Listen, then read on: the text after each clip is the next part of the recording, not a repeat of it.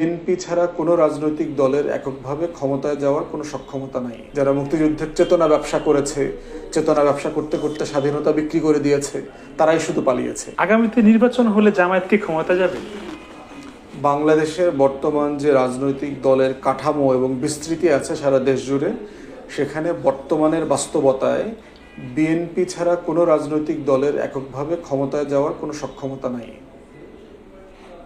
আচ্ছা, এমনিতে আরও যারা পার্টি আছে, আমি যদি এবি পার্টির কথা বলি বা আরও সহযোগী যে সংগঠনগুলো আছে, তাহলে তারা কিসের জন্য কাজ করছে? এবি পার্টি অবশ্যই ক্ষমতা যাওয়ার জন্য কাজ করছে, কিন্তু সেটা হচ্ছে যেহেতু আমরা একটা নবীন দল, আমরা 4 বছর ধরে কাজ করছি, আমাদের অগ্রাধিকার হচ্ছে দল তৈরি করা, বিস্তার করা, সারা দেশে আমাদের বক্তব্য নিয়ে যাওয়া এবং কেন নতুন বাংলাদেশের রাজনীতিতে আমরা প্রাসঙ্গিক সেটা আমরা তুলে ধরার চেষ্টা করছি। সেটা একটা সময় যদি গণমানুষের কাছে গ্রহণযোগ্য হয় এবং তারা মনে করে যে হ্যাঁ, এটা আগামী দিনের রাজনীতি হতে পারে, সেক্ষেত্রে তারা হয়তো এই পার্টিকে পছন্দ করবে। সেটা তো একটা ভবিষ্যতের ব্যাপার। আচ্ছা, এমনিতে জাতীয় পার্টির ভবিষ্যৎ কি? তাদেরকে কি জনগণ ক্ষমা করবে? জাতীয় পার্টির কোনো ভবিষ্যৎ নাই। জাতীয় পার্টির ভবিষ্যৎ কখনো ছিলও না। তাদেরকে আওয়ামী লীগ এবং শেখ হাসিনা আইসিইউতে করে দিল্লির পরামর্শে বাঁচিয়ে রেখেছে। অতএব তার কোনো সংগঠন নাই, তার কোনো রাজনীতি নাই এবং তার কোনো ভবিষ্যৎ নাই। তার বিষয়ে আমাদের বক্তব্য হচ্ছে আওয়ামী লীগের যা যা হওয়া দরকার জাতীয় পার্টিরও তাই হইতে হবে। তাদেরকে বিচারের মুখোমুখি করা, যারা এই ফ্যাসিবাদী সরকারের দোসর হিসাবে কাজ করেছে, অন্যায় অবিচার করেছে, ফৌজদারি অপরাধ করেছে, গণতন্ত্র হত্যা করা, ভোট থেকে জাতিকে বঞ্চিত করার যে অপরাধগুলো করেছে, এগুলো সব কিছুর জন্য তাদেরকে জবাবদিহিতার আওতায় আনতে হবে। জিএম কাদের মতো তৈমুর আলম, শাহজাহান ওমর, জেনারেল ইব্রাহিম তো আসলে বহাল তবিয়তে আছে, তারা কি অপরাধী নয়? বাংলাদেশে গণতন্ত্রের বিপক্ষে যারা 16 বছর দাঁড়িয়েছে, যারা আওয়ামী ফ্যাসিবাদকে সাহায্য করেছে, তারা সবাই কোনো না কোনোভাবে অপরাধী। বাংলাদেশের রাজনীতি ধ্বংস করবার জন্য, গণতন্ত্র ধ্বংস করবার জন্য, নির্বাচন এবং ভোটকে ধ্বংস করবার জন্য জাতির যে 12 কোটি ভোটার আছে, তারা গত 3টা নির্বাচনে ভোট দিতে পারেন নাই। এই প্রত্যেকটা অপরাধে তারা অপরাধী।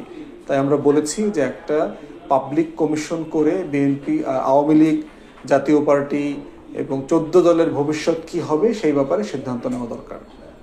আচ্ছা, হঠাৎ করে গণমাধ্যমে জামাত এবং শিবিরের একটা কদর বেড়েছে, যেটা বিগত 16 বছর বা 18 বছরে দেখা যায়নি। এটাকে আপনি কিভাবে দেখছেন?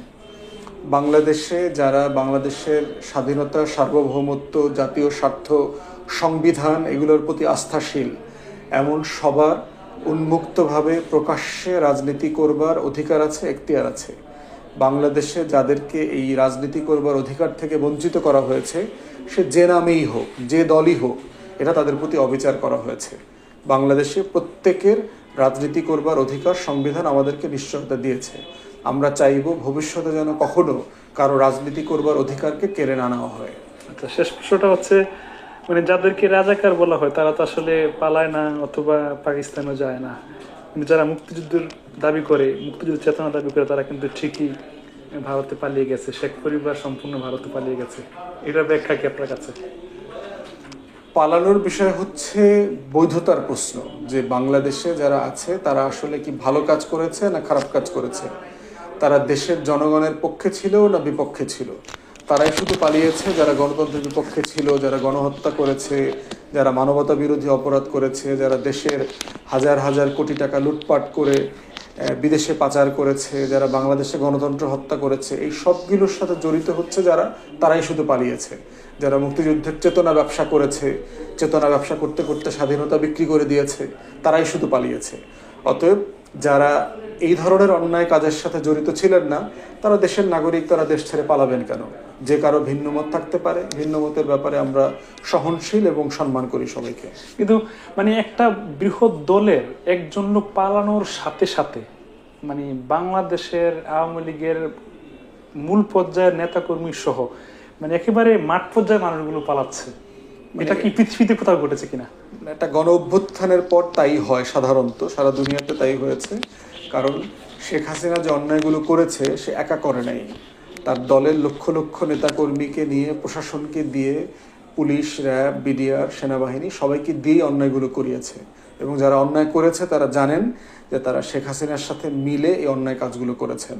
অতএব তার হাতে অপশন দুইটা, একটা হচ্ছে দেশ ছেড়ে পালানো, তা না হলে আইনের বিচারের মুখোমুখি হওয়া।